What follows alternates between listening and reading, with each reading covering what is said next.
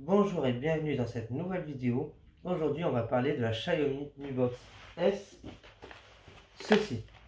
Alors, on va faire mon avis sur la Mi Box S. Déjà, ce que contient la boîte, vous n'avez pas vu mon unboxing.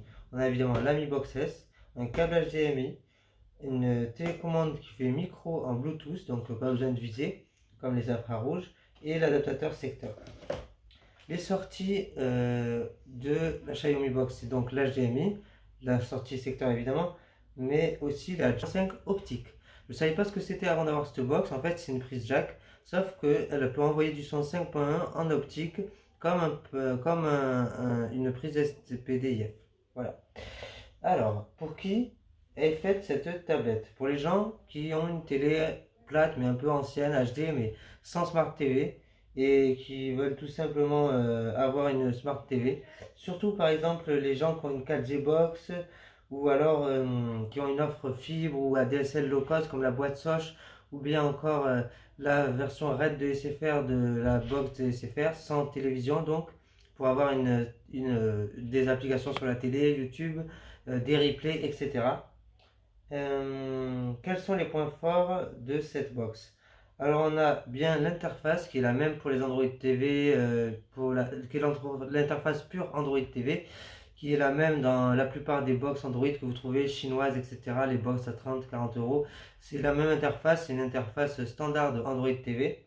Sur certaines télé connectées avec Android TV, on a un système qui est un peu différent visuellement, mais là c'est assez clair et pas mal du tout.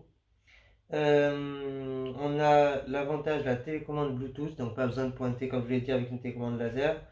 Un gros avantage pour moi, c'est que même avec des débits faibles, ça marche quand même, et même en HD, on peut avoir des débits de 2 à 4 mégas un peu fluctuants, ça marche plutôt pas mal. L'avantage aussi, c'est qu'on a une grosse offre locative grâce à Google Play Film et Séries, pardon, qui permet vraiment de pouvoir soit acheter définitivement ou louer à peu près n'importe quoi. Pour les acheter définitivement, vu le faible espace de stockage, je crois que c'est pas très pratique. Par contre, pour les louer, c'est pas mal. On a aussi les plus gros services de SVOD. Enfin, on a Netflix. Parce que pour Prime Video, il va falloir faire ma petite astuce que j'ai déjà fait en vidéo. Je vous mettrai le lien en commentaire, en description, pardon, pour que vous puissiez vous aussi installer Prime Video sur votre Mi Box S si vous la voulez ou quand vous l'aurez. Et on a donc évidemment Netflix. Comme autre application payante, on a RMC Sport. Ça peut être pas mal. On a MyCanal, et là où on va avoir plus de replays, toutes les chaînes nationales et encore d'autres chaînes si on a un Canal Panorama. Par exemple, imaginons que vous ayez une offre Freebox Révolution avec Canal Panorama et que vous ayez un deuxième téléviseur, vous pouvez mettre cette box avec MyCanal, vous aurez toutes vos chaînes. On a aussi OCS. Et le gros avantage, c'est qu'on a le Chromecast intégré, donc c'est un appareil double emploi, en même temps Android TV avec les applis directement sur l'appareil, et en même temps Chromecast pour envoyer YouTube depuis son portable, mais surtout pour envoyer des films, des vidéos et du screen mirroring avec son téléphone ou sa tablette. Et on a aussi beaucoup de players. Il n'y a pas une vidéo ou un codec qui ne marchera pas sur la Mi Box S. On a VLC évidemment, mais beaucoup d'autres dans le store de base. Maintenant, on va placer au point faible. Je vous parlais des replays, mais en réalité, il y en a très peu. Il y a France Télé. Et là, comme je vous l'ai dit, C8 et C-Star dans MyCanal. Et après, dans MyCanal, si on a une offre Canal Plus ou Canal Panorama, etc., on a plus de replays, mais c'est pas folichon. Euh, on a, oui, alors je disais C-Star, C8, Canal, si on est abonné. Et on a aussi Gulli et Arte. Arte, ça peut être pas mal, il y a beaucoup de choses. Et Gulli pour les enfants, c'est bien. Pour les enfants, on a aussi YouTube Kids dont je vous ai pas parlé. Et ça, c'est pas mal du tout.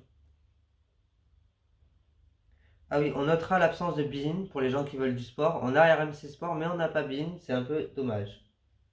Et du coup, on va en revenir au gros point faible de cette box, c'est qu'elle est ultra bridée au niveau application. On n'a pas beaucoup d'applications. Vous pouvez vous servir du tuto pour avoir Amazon Prime si vous êtes un peu aguerri, parce qu'il faut prendre les. Donc, en servant d'Aptoid TV, je précise. Pour Aptoid TV, c'est un store alternatif au Google Play Store qui sera un peu plus ouvert avec plus d'applications, mais des fois elles ne marcheront pas. Des fois elles peuvent être vérolées, il faut faire très attention. Il faut que ce soit des applications très téléchargées, au-dessus de 10 000 téléchargements, pour voir si c'est une bonne application et qu'elle soit bien notée.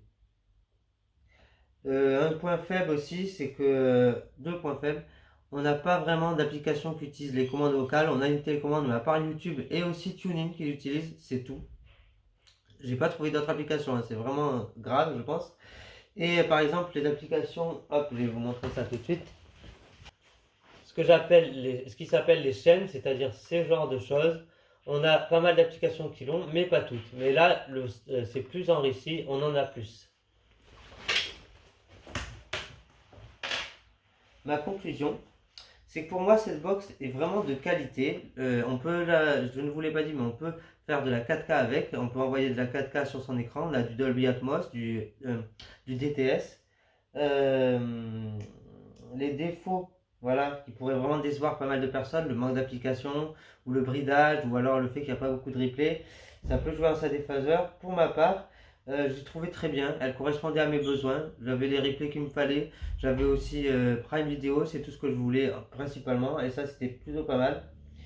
Il y a aussi film et, comme je l'ai dit, Google Play Film et séries qui pour moi me satisfait largement.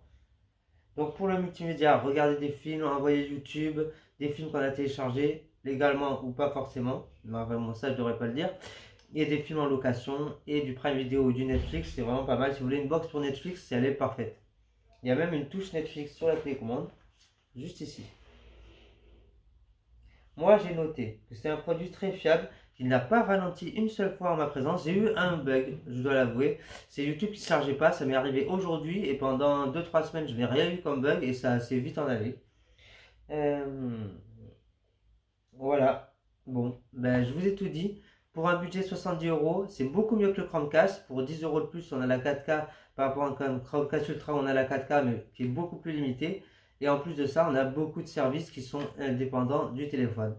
Voilà pour mon avis. J'espère que ça vous aura aidé et je vous dis à très bientôt dans une prochaine vidéo.